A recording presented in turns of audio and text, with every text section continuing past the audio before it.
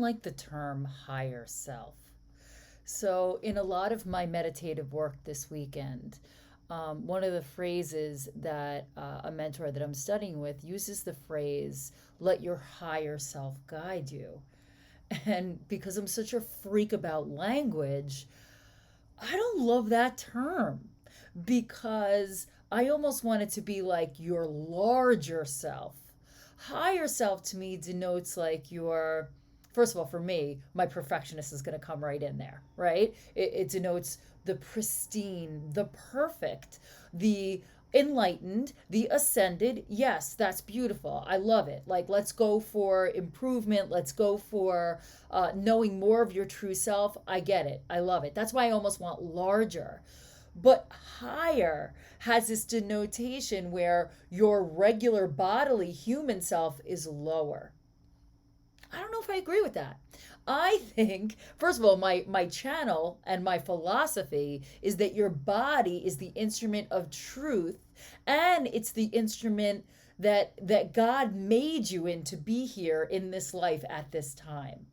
So I don't really want to think of my body, and this, I guess this could be my ego talking and my small self saying, I don't want the earthly experience to be less than. I want to invite God into this experience so I can ascend and use my body as that medium. I don't want to view my higher self, and this could be all my own interpretation, right?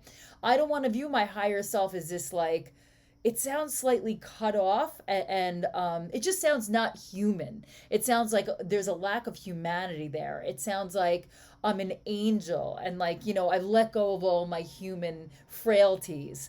But I think those frailties are important. I always say that if you do not invite the light and the dark to the table, the light's going to come up and smack you in the head, or you're going to load your gun with bullets and load them out on the people around you because you're suppressing the shadow. You cannot do that. I mean, you could try, but it's gonna come out. For me, it comes out with a gun to my own head, always, right? Or I'll either push you away or I'll poison myself. And lots of people deflect it outward, where they load up their gun and just mow down everyone. And most likely, they mow down the people that they know that will not run and abandon them. So it's the people closest to them that they love the most. So suppressing the shadow, I don't think that's the answer. And that might, again, this might be all my own perspective and interpretation. So I'm going to start to use the phrase larger self. Larger self meaning not just our human experience, because if we stay in the land of only what we see, hear, feel, taste, touch, we're like so limiting ourselves. If we don't bring in the divine both into our bodies and allow ourselves to ascend to that space where you no longer even have a body, like, you've got to be able to go back and forth and bridge those two places.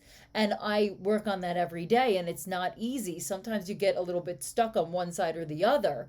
But I think that the effort it takes to go back and forth, build the bridge, and also be able to reach to something completely beyond your comprehensions and still reach for it. You don't have to name it. Just reach for it. Unity with God, raising your consciousness, whatever you want to term it is fine.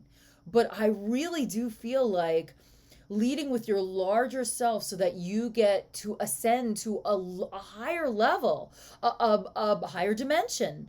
I think that those things are important, and you can only do that with your larger self. You cannot do that with merely your human self, because you'll be locked in and you'll hit the human ceiling. You'll hit the end of our atmosphere, and that's it.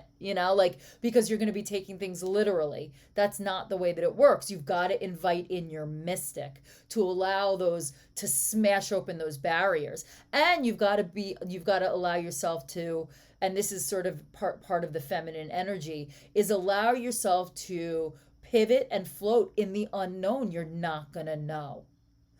Part of the beauty is the dazzling darkness, where there is no form. And if you can hang there just for a moment, that's a start. So Reclassification of vocabulary from higher self to larger self. And I ask you to think about today, what do you do every day that allows you access to that larger self? Is it prayer? Is it exercise? Is it sex? Is it communication? What is it? What is your medium that allows you to reach up to that larger self? So I ask you to ask yourself that today, and I will see you tomorrow.